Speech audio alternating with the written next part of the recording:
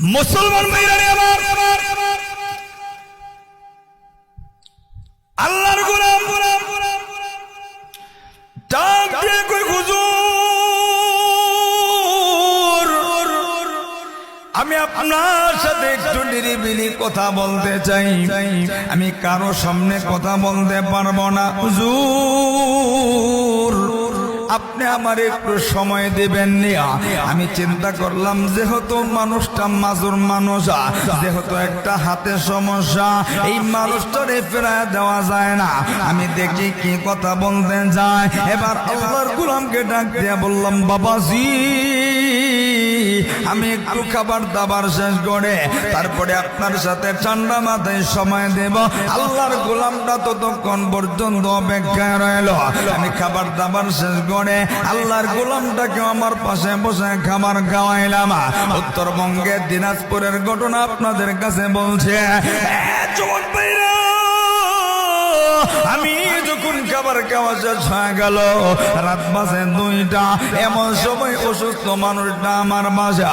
আমি সবাইকে বললাম, বাবাজি আপনারা একটু রুম থেকে বাকির হয়ে যান, রুম থেকে চলে জানা, আমি বাবার সঙ্গে একটু কথা বলতে যাই। সমস্ত মানুষগুলোকে বের করে দিয়া বন্ধু রে দরজাটা লাগা দিলাম।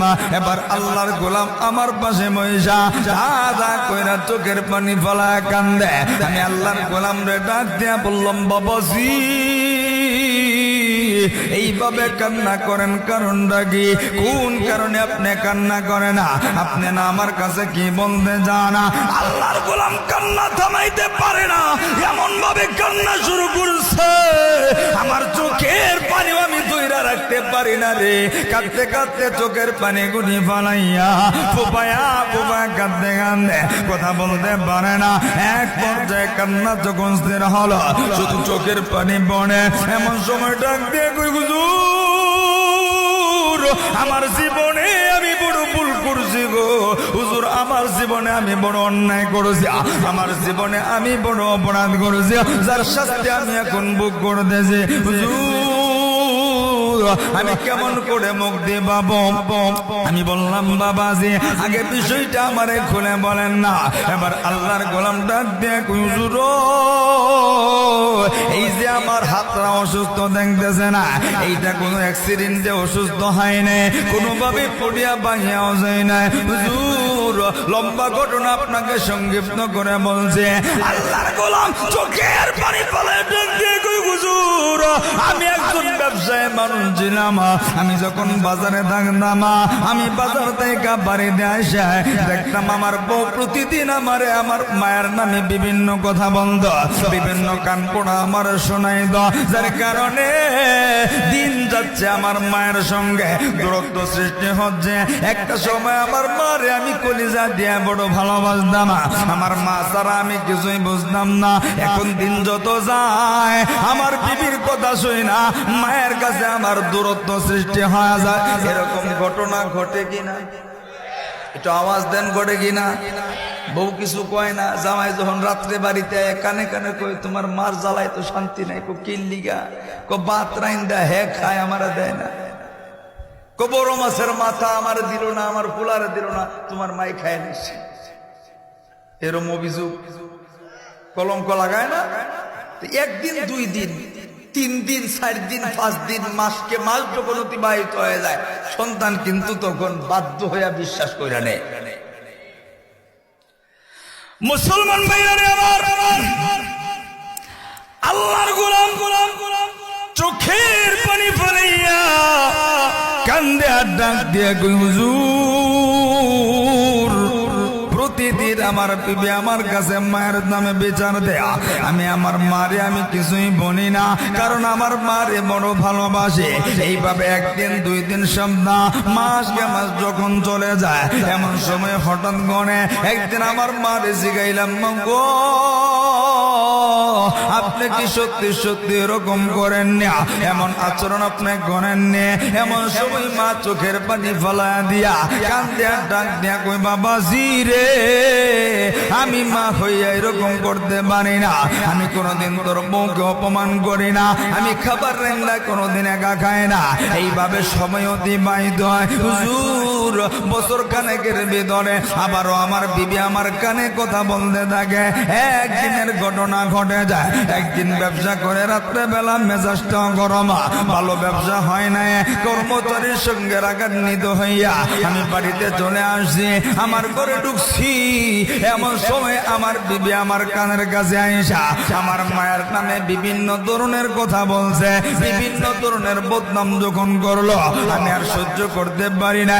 হুজুর, আমার মেজাজ আমি ঠান্ডা করতে পারি নাই। আমি কপাল পোড়া মায়ের কথা বিবির কথা সইরা একটা দূর দিয়া আমি আমার মায়ের দরজার সামনে গেছি।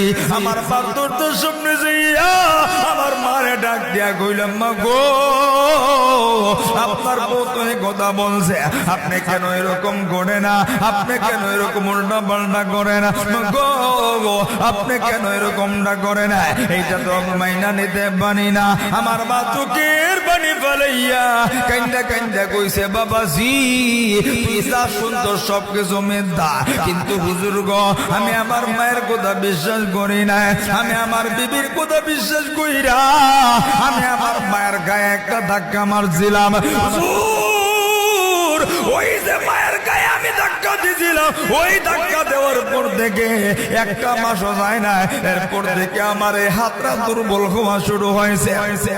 একদিন, দুই দিন, এক সপ্তাহ, এক মাস জনে যায় আমার হাত শুধু দুর্বল হয়। একদিন, দুই দিন না, আজকে একটা বছর হয়ে গেছে এই হাত আমার দুর্বল হয়। আমি ডাক্তার দেখাইছি, ডাক্তার কোনো রোগ আমার ধরতে পারে না।